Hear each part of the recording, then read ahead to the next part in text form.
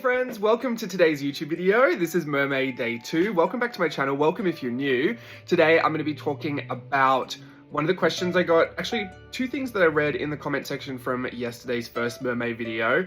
I've got my little Jimmy Neutron curl up there today, so I hope you're enjoying that. And I've got my little list out here of little conversation topics to have a chat about. This video, this Mermay piece, there's actually a tutorial for it, so if you want to learn how to do this, I think 2 videos back on my channel, it's all in the Mermay playlist, I'm sure. Or if it's not, it's in my channel. Go find it. I'm sure you've seen it already anyway. But this is the Mermay piece that I wanted to teach everyone because I think it's a really achievable, manageable way to do 31 of anything. It's kind of formulaic and methodic, and I call this like production line style, when essentially you have, you know, a process or an order to doing something, and you're just changing variables. Like, you're changing one thing at a time to achieve a completely different result. You're essentially, you know, we've all got this one mermaid that we start with, and then you make derivatives of that 31 times or 30 times. Then you'll end up with 31 mermaids. If you're wanting to do the monthly challenge, if you want to have succeeded at doing 31 mermaids and you're just looking for something that is manageable, that I think is a really easy way to do it. Plus they're also kind of like retro Japanesey looking, and I just love that. I mean, they're not the most gorgeous mermaids in the world. They are kind of odd, but they work, and they really work for the format of a journal as well. I think a 2-page spread would be really wonderful.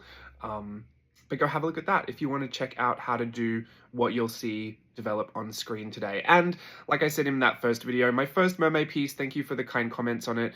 I didn't even occur that there were like 4 different versions of that mermaid until I read a comment that was like the black and white, the ink version, and then there was the really colorful version that I painted, then I whitewashed the whole thing, and then I brought back some back color. Like, I guess there was a bunch of different mermaids, but that was the thing that I think in the beginning I was a little upset about, because it just felt really overworked, and I kept doing all those things to it to just take it somewhere else. And I figured, where am I trying to take it? Like, I have no end vision for this. Why am I just doing all this? I could have just stopped at the first drawing, to be honest. So this was my, like, put that aside, let's get straight into this video. And this is where I felt like I became a little fuss free, because I had the idea in my head just to section off the page and just to draw mermaids within the sections, and this is what I came up with, and I just really liked it. I felt like it was simple, I felt like it wasn't fussy, and that was also a part of my goal. Even though I don't think you can learn to be fuss free, I think it's just one of those mood things. Like, I'm not trying to get out of Mermay 2024 that I became not fussy, because sometimes I really like the fuss and bother. Like, if I'm in a mood or I have time to do it, I can really enjoy spending hours fussing over details and getting a ruler out, getting a protractor out, getting my little circle stencils out, and being specific, or, you know, layering gouache in the right order. Like, I can enjoy it sometimes, but for the purposes of being able to complete 31 videos, that is not one of those parameters I can kind of keep for this challenge. If I'm fussy 31 times in a row, it will just I'll never finish. So that's one of those practical things that I think about. But I love this piece. I hope you enjoyed learning the tutorial. I have seen a bunch of them on Instagram, and I loved seeing those as well. Of course, you all took it way further than the tutorial, and I do encourage that. I say this a lot, but I haven't said it in a while, so it just bears repeating. If I ever put a tutorial up on YouTube, on Instagram, on my blog, on, you know, wherever, and I'm encouraging you to do it, please just do it and have fun with it. I don't like to gatekeep how you share that or what you do with it. I don't even really care if you tag me or not. I like to be tagged so I can see it, so I can just like it and, you know, share a comment here or there, but I really don't mind. Those tutorials are for you to do. They're free. Enjoy doing them, share them with whoever. I don't mind. So there you have that. If I ever change my mind on that, point me right back to this timestamp and said, you said that out of your mouth. It was you saying that. I don't see why it would. I've never really been that policey or gatekeepy, especially over free tutorials on the internet, but I know what it can get like in this space sometimes. Just have fun with it. That's all I mean, I don't even want that. I just want to put it out there. Whatever you do with it is up to you. But if you have fun with it, I do enjoy that. So, one of the questions Anya asked yesterday was how I thought about the new look. It was it Apple TV? Amazon? Netflix? No idea. One of those, it was essentially Christian Dior, and I didn't realize, but it was mostly also centered around Coco Chanel in the Second World War and that period, and their kind of stories and how all that developed. I will say, even though I watched the entire thing, like I was kind of committed to watching the whole thing, which is very bizarre for me. I'm not really one to watch wartime stories or anything. My twin brother was in the military, that was his thing, so I never really got into all that, but you know, by proxy I kind of understood all of the things that he was watching. Yeah, I mean, it was interesting. I think obviously they mentioned that parts of those stories are fictionalized, and it's hard to know what is and what isn't. Like, I felt myself going on the internet a lot, trying to research if that was true or not, and even then it was a lot of speculation and hearsay. So I don't know. I think what I would say is I felt like the show was going to be very different just based on the advertising. I thought it'd be lots more fashion, lots more, you know, diving into the fashion history of the House of Dior. I didn't realize it'd be so many personal stories and how it all connected. And I was really happy to see the fashion right at the end, but for me that was a really slow, heavy build to get to that, because that was my expectation. I was like, why would you make a whole, you know, TV series about Christian Dior and not touch on the fashion? They do. They touch on it here and there, but it's very much not a part of, it's not why that series was made. So I had mixed expectations. That's why expectations are a terrible thing, because it's not like I didn't enjoy it. I enjoyed watching it. Coco Chanel was kind of funny to watch, and that story was all very interesting to see play out, but I wouldn't rewatch it. I just enjoyed the fashion at the end. And I thought a lot of them did a great job. John Malkovich was such an interesting choice to have for Lelong. Really interesting, because I just feel like he cannot not play himself. It's like that other guy. What's he from? I don't know his name, but he was in, I remember him from Will and Grace, Scott Woolley, but he's in Jurassic Park. He's the one that has those weird pauses when he speaks. Or I shouldn't say weird, I think that's just how he speaks. But yeah, I feel like he can only ever play himself too. And sometimes I get a little distracted when I'm thinking about how they're acting rather than just watching the show, which is crazy because I'm not even a good actor, so I don't even know why I picked that apart. Like I have any idea of what they're doing. I don't, but Steve does, and sometimes he shares it with me. The only thing I know about acting that I don't like, which is so random, but if I'm ever watching something and someone has memorized their lines, don't look for this down, because once you see it, you'll never unsee it. And I hate when Steve tells me things like that. Like Steve will always point out the lace on a wig. He'll always say, like, there it is, I can see it. And I get so mad because then I know it's a wig, and then all I can do is look for the lace. But which in these high-def televisions, very obvious. Yes, Bianca, you can see the lace too.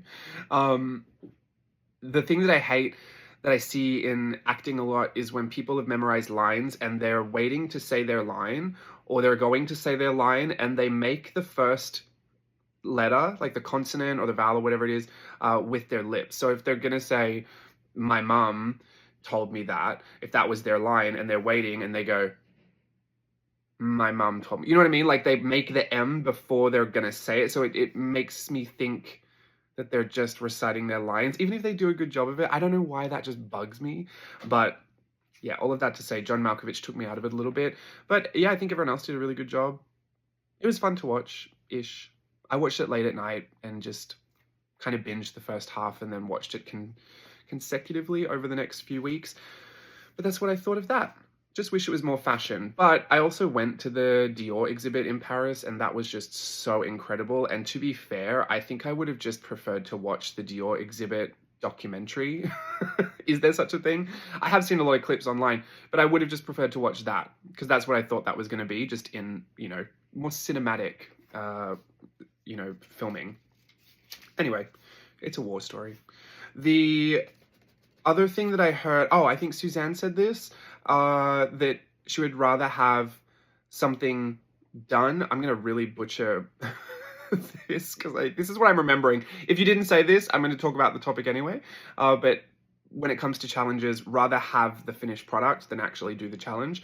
I don't know if I mentioned this yesterday, because sometimes I think I've said things and I haven't, but that is one of the things that I would always check in with myself on when you're doing challenges.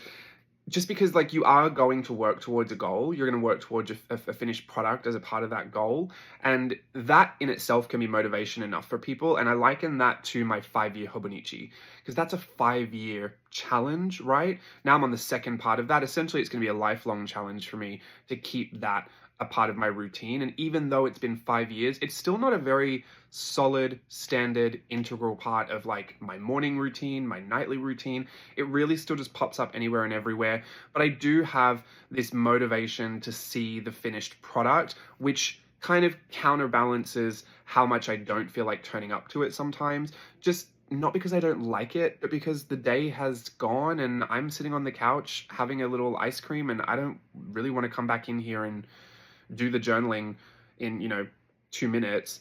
As simple as that sounds, I just don't want to move off the couch. I'm on my phone, I'm watching television, I'm having an ice cream with Steve. Like, I don't want to do that.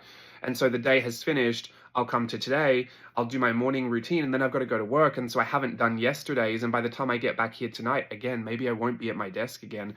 Maybe I'll be out with friends and maybe I'll have a drink. And by the time I come home, again, I still don't want to sit down to write in it. So it could go 2 or 3 days where I haven't actually put pen to paper. And that is just the way it goes with that. I'm not quite sure if I should bother fixing it because, being that way got my first one complete. So I don't doubt the second one will get complete as well. But my desire to see it finished means that at some point I will dedicate time to catching up and to making sure that there is something in there for all those days that I put it off. However, it's not enough for some people to want to see the finished product, especially if, the reason for wanting to see it is you just really got to go right to the root and to the root of why you're doing it and what will be motivating enough. And I do generally like to see the finished product. I like to see finished journals. I like to see a collection of illustrations. I like to be able to make a book from it. So sometimes, I think years ago when I did Mermay, I wanted to do the challenge, but I really wanted to make a book of all of my drawings, like a little zine. And so that was the finished product that I was thinking about. And then a lot of times, the context for why I might push myself to finish it as well is because it's also a part of, being paid to do so. Doing a challenge like, I know that I'm going to make this a bit odd, but the art snacks challenge, right? Using all the supplies in the box, filming the whole thing, making the video, editing it all, putting it all together, taking all the photos, all of that. I'm incentivized to do that. I do enjoy doing it, but I'm incentivized to do it because I get paid to do that. And that is another factor in what a lot of what you might be seeing on social media. Maybe some people don't take that into perspective as well. I think a lot of people do now, though. I'm pretty sure a lot of people have much better understanding of how social media works and how monetization works, and that a lot of people primarily make money. Bigger creators will primarily make money making videos like this, putting it on YouTube. The AdSense revenue that you get, someone clicks on a link that you've got in your description box. Like, believe it or not, all those years ago when I still did those Amazon affiliate links, those still work, those still run, and I still get a check from Amazon every month for, I don't think it's a ton, but like it's enough to pay a bill. And that is crazy to me, considering that I don't really work for that at all. But if I didn't have videos like this, where I said, oh, I actually like this product, and there's a link for it, and then you click on it, then I wouldn't be getting that check. So it's a means to an end. Like, sometimes, my primary source of income is not YouTube. A lot of other big-time artists can make a living off of YouTube, but I would make money somewhere else, like selling products in my Etsy store, or making all these like random little income streams, either guest teaching or having affiliate links to Amazon products, or where else do I make money? Oh, like doing the Art Snacks Challenge, like, doing content for another brand. Also my workshops, like that would be something, my Collage Club subscription, stuff like that. So I also have an incentive to do this, to be very crass, for money. Is that a terrible thing to hear? I do love it though, and that's the best part about why I get to do this and why I always feel like I should just be eternally grateful, because we're all kind of doing something incentivized to get the paycheck, and it could be a lot worse. I could have to sit down at a computer all day long doing something like data entry that I just would absolutely ruin my brain. Like, I just can't do it. Mad props to anyone who can. I feel like I would die. Like, I just don't know how to do that. It is enough that I have to spend at least 1 hour on the computer a day, but yeah, anyway, incentive to actually see these things through. I believe that a good part of my brand And what I do is that I do succeed when I do these challenges. Like, I think that's important for the way that I want to build my business. I've never been shy from telling people that I've, failed at something, but I generally, as a person, like business aside, I actually just don't like to fail at things. So I really have a hard time letting myself. And I've spoken candidly before about going to, maybe unhealthy lengths to be able to finish certain things. And I think there was one year I did multiple challenges all at once just because I needed to feel like I could and I just needed to feel successful. So, it's not always a good thing, but a lot of the times I will also finish because I believe it's good for my brand and business to finish. It's good to be able to show something, set a goal, achieve it, and hopefully encourage others to do that as well. I just don't, yeah, I don't know why I feel like that. Maybe it's not as lucrative as I think it is. Maybe it doesn't really pay off. Maybe I could be just as successful failing at 3 challenges a year. I'm not quite sure. Don't really want to find out. But that is one of the incentives I have realistically as well, is money, which a lot of people won't have. If you're not making content, if you're not working in social media, if you don't work in art journaling or art in general, like there really isn't that kind of an incentive either. But the incentives are subjective as well. Like some people are really motivated by just feeling successful. And that's where I say set really manageable goals and just do it. But people also know themselves. If I wanted to do the Mermay challenge and I like realistically also I want to be fuss free, but I also know, excuse me, my nose is dripping again. It's just going to be a thing. My allergies are fine today. If I wanted to be successful at the Mermay challenge, I feel like I could set myself up and just know I could do it because I know that about me. But if I didn't have at least a bunch of illustrations that I liked at the end, I would feel a little like off about it.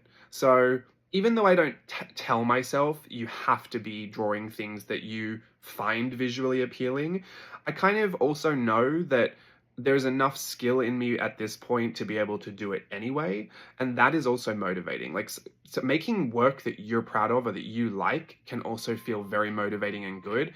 But maybe that's an area that some people trip up on as well, because if you're just learning or you're still figuring all of that out, it's a lot of figuring out to do 31 times in a row. When we're learning something over time, we have an opportunity to take a break from it, take some space from it, and to come back and try it again. And it feels a lot more of a gentle process. We have some small wins, we have some small fails, we try this, we don't really like it, we try this, oh, I kind of like that, we try this, we don't really like it again, you try this, oh, I kind of really like it. And when it's spread out over weeks and months, or, in a workshop, if we're doing it over 4 weeks, even that can feel a little like you don't want too many failed pieces when you're doing something, quickly and in succession. So a challenge, if you feel like you're setting yourself up to want to create pieces you like, but you're not even really at that place where you can do that on any given day, just randomly, it can be hard to watch yourself create piece after piece after piece after piece after piece that you're like, it's not working. It's not what I want. Again, some people could be motivated by that. Some people could let that push them to a place where they really do figure it out. Other people are just going to feel miserable and terrible about that and just stop. So I'm explaining things that I think everyone does understand, but sometimes we just don't factor all of that in when we start challenges. And it is my job. I've told myself, sorry, I got to check the time, 12:30. I'm good. It is my job to come here and let you know what I've learned throughout the whole process. So I always want to be very, very transparent and clear and give you whatever tools I've been using to help you become successful as well. And I fully understand that a lot of them won't be useful to you. Like if no one's paying you to finish an art challenge, there really isn't going to be much benefit in me saying do it for the money. Because that's what my mom used to say when I was younger too. Like there's a lot of work that you'll do that you just don't really like, but if you're getting paid for it, do it so you can get the money and then do what you like with the money. But if that's not the case, then that doesn't really help.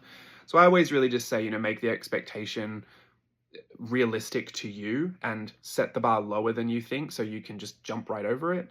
And also, that's pretty much it when it comes to challenges. Just truly identify in the beginning if it's something you want to do or not. Because a lot of the times, I've been tempted to do challenges because I saw other people doing them and I had FOMO, or I felt like I wanted to be a part of it. Not even FOMO, but like, yeah, I just wanted to be amongst what I thought a whole bunch of people were going to do and have a good time doing. And a lot of people did seem to have a good time doing it. And then I would sit there and think, this is stressing me out. Why am I not having a good time? Like, they're all just doing it so easy. Why can't I do that? And that was years ago. I think that was the year that I pretended I did Inktober, but really I was just taking photos of pen drawings that I'd done before. I was like, I want to say it was like 2014, 16? No idea. One of those years. But I thought everyone was just doing it so easy. How come I can't do that? And there was just parts of my skill that were missing, that were irritating me when I would draw pieces that I needed that skill for. It was also because I had this expectation that my work would reflect a really high level of skill, and I wasn't willing to put in the time or the effort that it would take to do that. So I kept trying to pump out illustrations that weren't quite hitting the benchmark for my own expectation, and then being disappointed by that. And then that kind of perpetual disappointment was just frustrating. So I would give up and I'd think, well, I don't really need to do it anyway, which is true, but I wasn't stopping for any good reason. I was quitting because I was frustrated. And that also perpetuates a feeling of disappointment in myself. So those earlier days of challenges really, taught me those kinds of things. But then also the first bunches of challenges I did, I think I was just very, very focused on feeling successful. It wasn't even too much about what I could learn from them. I just wanted to achieve things. Like, I wanted to make sure that I wanted to set my mind to something and then do it, and then prove to myself and everybody else I could do it, which, it's good and bad. I don't think it's a terrible thing to do that. I think it's good sometimes. If it's coming from a healthy place. It wasn't for me in the beginning. Like, it was very much tied to my personal life and how I felt like I needed to just achieve things, to feel good about myself. But nowadays, I mean, in the past few years, I've just opted out of tons of challenges, even ones I've made up, like that Daisy travel journal monthly prompt list. I didn't do that. The Whimsy Ween, where I did the Stepford wives' names, I didn't do all of those. Yeah, I've put challenge lists out and I haven't even completed them myself, and I didn't feel anything about it. It was just purely so that other people could do it if they wanted to. And I had a go at it, but I also told myself, I don't have to do that. I don't have to finish it. I know I can. I've done it before. I know I could. I just didn't want to. And I think I'm in a much healthier place about that now. But yeah, I mean, visualizing what you're going to get out of the end of it can be motivating. And if it is, that's great. I think it's one of the best motivators, to be honest, because you want what you want and it's hard to change that. And the only way to get it is to do it. So it's really going to keep you pushing forward. But yeah, if you can lower your expectations to near zero, it's just so much easier. It's just such a weird piece of advice that I think so many people would get mad that I share, but I don't know, it works for me. I'll let you know if it stops working for me. All right, I'll share one piece of things to talk about on here, and then I'll wrap this up and let you go. This is things to chat about, Cowboy Carter album. Yes, Beyonce. I've been having my cowboy era. I'm in my yeehaw season. I've been loving it. Steve and I actually sat down on the couch, listened to the whole album the whole way through. Don't know why. I've never done that before. I was just so hyped. Everyone else was so hyped about it. And I like Beyonce. I think her music is fun to dance to, and really just gets me grooving. So I felt like we would listen to it. I was curious to see what her country would sound like. I loved it. There are so many. I really don't know if there's any song on that album I don't really get down to, but I just loved the whole thing. It's been on repeat the entire time that since we listened to it. We went to a club that was doing like a Cowboy Carter album release night. We danced all night long in my cow print vest. Yeah, I'm just really feeling it. I'm not a big country girl, so I don't know why I've really been into it. But to me, it's like country meets R&B meets pop, like dance. It's so much. It's like a fun blend of country with all these other things. But it is undoubtedly country. I mean, the the musicality of it. Like, it just really screams country to me. So I'm not getting involved in the discourse about whether it's country or not. To me, it is. I also don't listen to country music, so whatever, take that as your reason for knowing better than I, because you probably do, but I really love it. I've had a great time listening to it. I think my favorite on the albums are Ya, definitely Ya, Daughter. I like listening to American Requiem. I just like to scream out loud. Jolene, so fun. Riverdance is fun.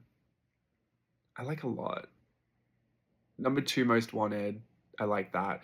I really thought that was going to be a Lady Gaga sequel to Telephone, but I was happy to hear Miley Cyrus on there. Actually, I used to listen to Miley Cyrus in my car on the way to school, to high school. I don't know why I even had that album. I think it was my sister's, but I used to listen to Northumberland High like all the time. So Miley Cyrus feels very nostalgic to me. I think we're about the same age, but she obviously was a Disney Channel star. I just had that CD in my car. We'd listen to it all the time when I would drive 2 hours to school. I used to live 2 hours from my high school. It was a nightmare. But it was performing arts high school. I thought it would help to get all the jobs I wanted, and then I got all the jobs I wanted, so I can't say it didn't, but it was a lot of effort to go to school 2 hours away from home. And the school hours were long too. Like, we started at 8:30. So if I drove myself, I'd have to leave the house by 6:30, but when I caught the train, I would have to leave at about 5 o'clock in the morning. Oh, it was such a nightmare. Or did I get up at 5? I think I got up at 5. Anyway, let's not talk about that. School was not my favorite time. I'm not one of those people that just wishes I could relive school. There were moments, absolutely, and I wish I could be with my best friend from high school, but don't take me back. I'm not one person. I'm not like the person that peaked in high school that just has super fun memories of it. I didn't even remember half of high school.